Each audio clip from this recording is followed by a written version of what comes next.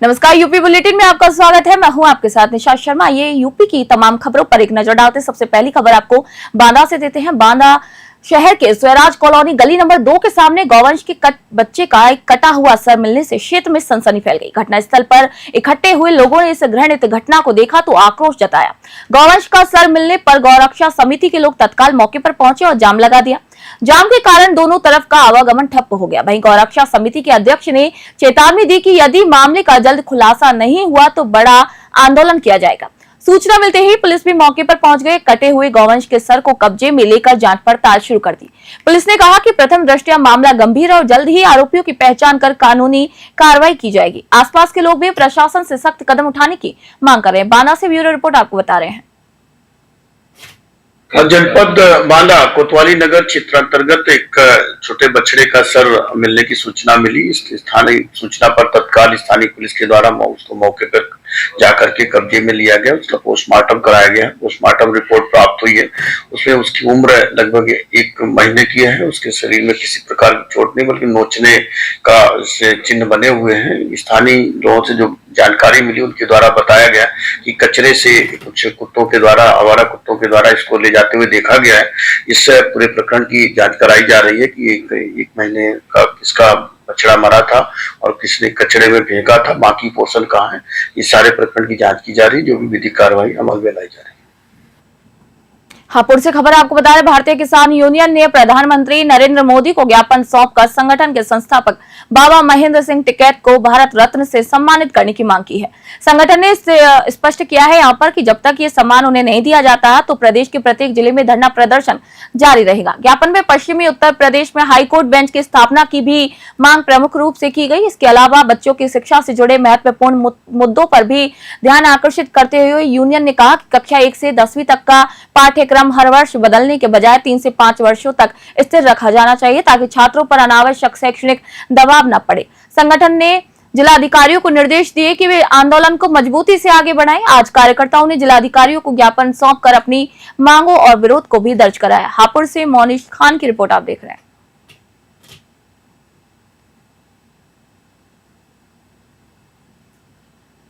बस्ती से खबर आपको बता रहे, बांग्लादेश में एक हिंदू युवक की निर्मम हत्या को लेकर असम प्रदेश प्रभारी और पूर्व सांसद हरीश द्विवेदी ने कड़ी प्रतिक्रिया दी। उन्होंने कहा कि जिस तरीके से हत्या की गई है उसकी पूरी दुनिया में निंदा हो रही है। हरीश द्विवेदी ने बताया कि पिछले 3-4 सालों में बांग्लादेश में लगातार हिंदुओं पर हमले हो रहे हैं और मंदिरों को तोड़ा जा रहा है। उन्होंने बांग्लादेश की सरकार और प्रधानमंत्री से इस मामले में तत्काल हस्तक्षेप करने की मांग की है। असम प्रभारी ने चेतावनी दी कि बांग्लादेश और पाकिस्तान अपनी हरकतों से बाज नहीं आएंगे तो हिंदुस्तान मुंह तोड़ जवाब देने के लिए भी तैयार है। उन्होंने जनपदवासियों से भी आग्रह किया है कि यदि कहीं भी बांग्लादेशी देखे तो इसकी तुरंत सूचना पुलिस प्रशासन को दे। इस घटना ने पूरे देश में आक्रोश और चिंता का माहौल पैदा कर दिया है। बस्ती से दिलीप पांडे की रिपोर्ट आप देख रहे हैं।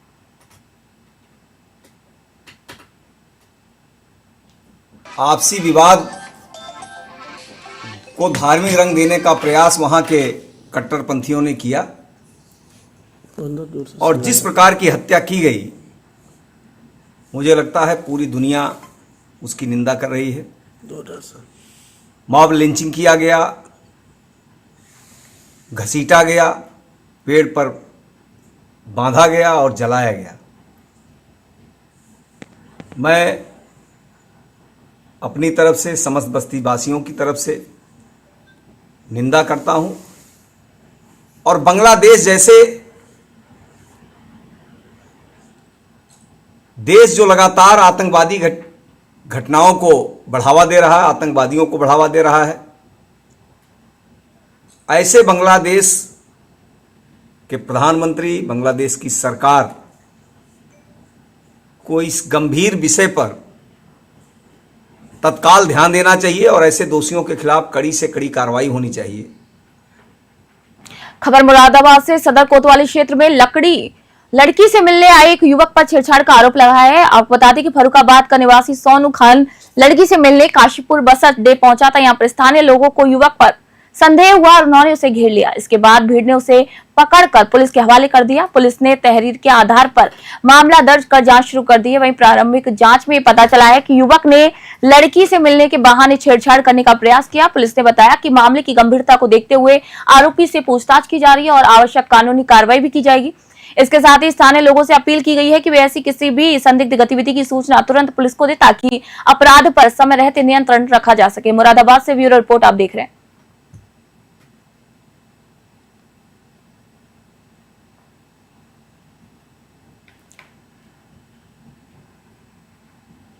मुरादाबाद से एक और खबर आपको बता रहे हैं। भैया नगला गांव में जिला पूर्ति विभाग की टीम ने एक घर से बिना लाइसेंस चल रहे डीजल पंप का पर्दाफाश किया। जांच में पता चला कि घर में पंप की तरह डीजल मशीन लगाई गई थी और नोजल के जरिए डीजल वितरित किया जा रहा था। ये कार्रवाई गोपनीय शिकायत के आधार पर की गई। वही पंप को तुरंत सील कर दिया गया और आरोपी के खिलाफ मुंडा पांडे थाने में मामला दर्ज कर जांच भी शुरू कर दी है। पुलिस और पूर्ति विभाग ने यह बताया कि ऐसे अवैध डीजल पंप न केवल कानून का उल्लंघन करते हैं बल्कि सुरक्षा के लिहाज से भी गंभीर खतरा पैदा करते हैं। विभाग ने ग्रामीणों से अपील की है कि वे किसी भी संदिग्ध गतिविधि की सूचना तुरंत अधिकारियों को दे ताकि अवैध कारोबार पर समय रहते रोक लगाई जा सके। मुरादाबाद से ब्यूरो रिपोर्ट आपको बता रहे हैं। पंप पकड़ा गया जिसमें बकायदा भारी मात्रा में तेल भी बरामद किया गया। क्या है पूरा घटनाक्रम? देखिए, अभी कुछ देर पहले ही जनपद मुरादाबाद के सप्लाई डिपार्टमेंट के कुछ अधिकारी एक एप्लीकेशन लेकर के थाना मुंडा पांडे पे गए हैं और उन्होंने उस तहरीर में ये बातें अंकित की हैं कि एक व्यक्ति जिसका नाम तहनीर है, तहनीर सन ऑफ आमिर, ये दलपतपुर का रहने वाला है। ये अपने घर के अंदर से without authority, without valid document वहाँ पे एक मशीन लगा करके और उससे डीजल बेच रहा था। वहाँ से वो मशीन प्लस कुछ ऐसे बिल्स जिसको इन्होंने बेचा है वो, और उसके साथ साथ समोतो 900 लीटर्स उन्होंने डीजल भी वहाँ से बरामद किया है।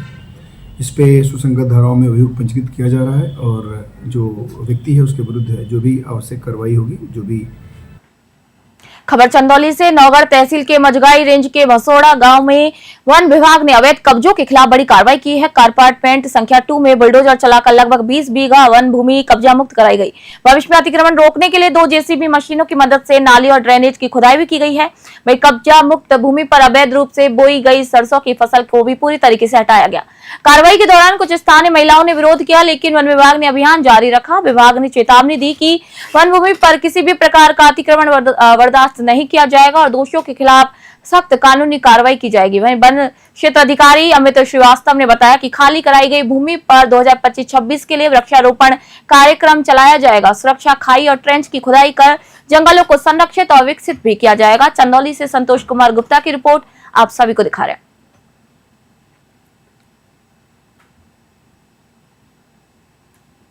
मेरठ में एक पशु व्यापारी हनी ट्रैप का शिकार हुआ। हापुड़ निवासी युवक से कुछ दिन पहले संपर्क कर युवती ने उसके साथी ने रिश्ता बनाकर वीडियो रिकॉर्ड किया। बाद में शोर शराबा होने पर पड़ोसियों ने पुलिस को बुलाया।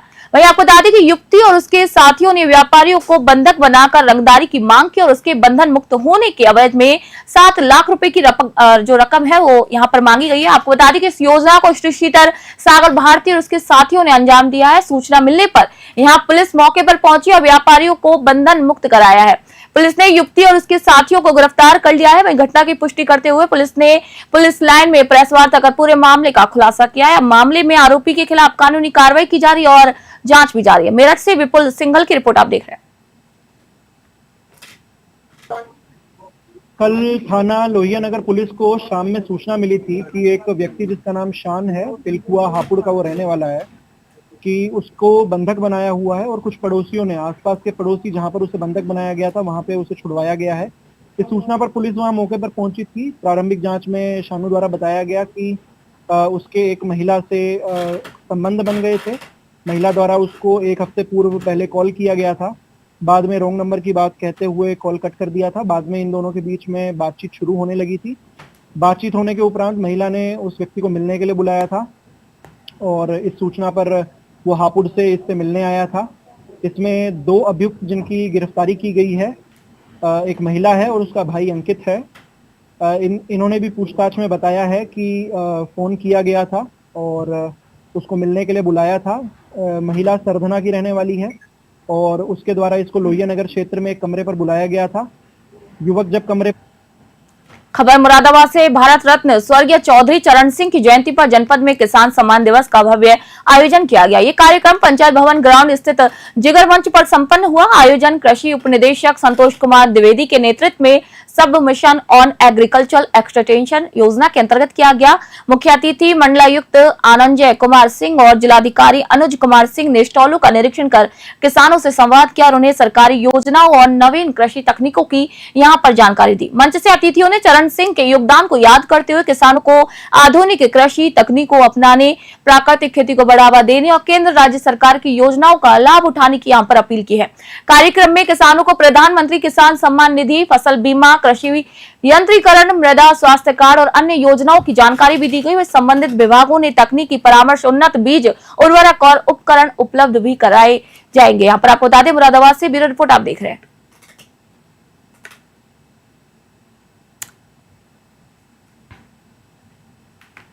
हमीरपुर से खबर आपको बता दें, समाजवादी पार्टी के कार्यकर्ताओं ने जिला अधिकारी कार्यालय में प्रदर्शन कर बिहार के मुख्यमंत्री नीतीश कुमार द्वारा मंच पर महिला का नकाब हटाने के कृत्य और कैबिनेट मंत्री संजय निषाद और गिरिराज सिंह के विवादित बयानों के विरोध में ज्ञापन सौंपा। सैकड़ों की संख्या में महिला और पुरुष कार्यकर्ता प्रदर्शन में शामिल हुए और जोरदार नारेबाजी की।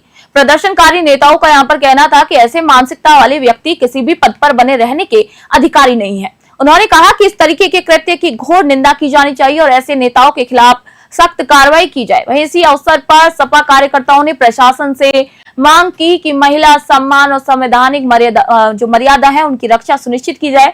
उन्होंने स्पष्ट किया कि पार्टी लगातार ऐसे मामलों पर अपनी आवाज को बुलंद करती रहेगी और समाज में महिलाओं के सम्मान की रक्षा के लिए भी आंदोलन जारी रखेगी। हमीरपुर से मोहन चौबे की रिपोर्ट आप देख रहे हैं। समाजवादी पार्टी महिला सभा की ओर से पूरे उत्तर प्रदेश में इस बात का ज्ञापन दिया जा रहा है, जिस प्रकार बिहार के मुख्यमंत्री ने हिजाब खींचा और उत्तर प्रदेश सरकार के मंत्री संजय निषाद द्वारा जो वक्तव्य आया वो उसको पूरे हिंदुस्तान ने उसकी बहुत ज़्यादा कड़ी शब्दों में निंदा की। आज समाजवादी पार्टी मैदान में महिलाओं के सम्मान के लिए आई है और हमारी मांग है कि इनके खिलाफ मुकदमा किया जाए। मंत्री हो चाहे जो हो, कानून सबके लिए बराबर है। इनके खिलाफ मुकदमा हो और इनको तत्काल मुख्यमंत्री पद से नीतीश कुमार को बर्खास्त किया जाए। हमारी यही मांग है। समाजवादी पार्टी ने जिलाधिकारी महोदय को ज्ञापन दिया है और निरंतर ये लड़ाई हम लोग जारी रखेंगे। अध्यक्ष जी, आज आपने ज्ञापन दिया, क्या कुछ मामला है? हम लोग ज्ञापन इसलिए दिया है क्योंकि भाजपा के कुछ नेता महिलाओं का अपमान कर रहे हैं, इसलिए आज हम महिलाओं को इकट्ठे होकर ज्ञापन देना पड़ा, क्योंकि महिलाओं का अपमान हम लोग नहीं सह सकते। हमारे राष्ट्रीय अध्यक्ष जी हमेशा महिलाओं का सम्मान करते हैं और उनका मनोबल बढ़ाने का काम करते हैं। जो बिहार के मुख्यमंत्री जी ने इस तरह की महिलाओं का अपमान किया है और जो भाजपा के सांसद हैं संजय निषाद जी, उन्होंने भी बदतमीजी की है। क्या ये शोभा देता है? इतने बुजुर्ग व्यक्ति इतने बड़े पदों पर बैठे महिलाओं से इस तरह की अभद्रता करते हैं, हम लोग कैसे सहन करेंगे? आपकी क्या मांगे हैं? क्या हम लोगों की मांग है इनकी बर्खास्तगी हो। यूपी बुलेटिन में आज इतना ही। नई अपडेट और जानकारी के लिए देखते रहिए न्यूज़ 21। नमस्कार।